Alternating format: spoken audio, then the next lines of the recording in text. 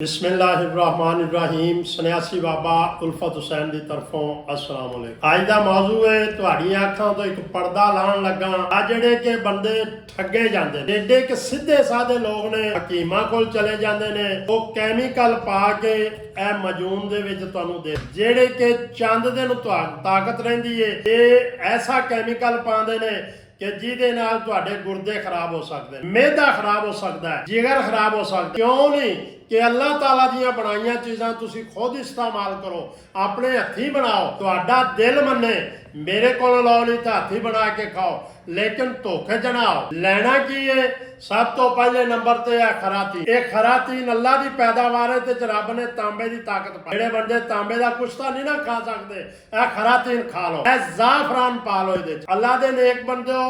ए जुंद बदस्तर है ये पा लो, अल्लाह ने बड़ी पावर पाई है। ए रेग माई है।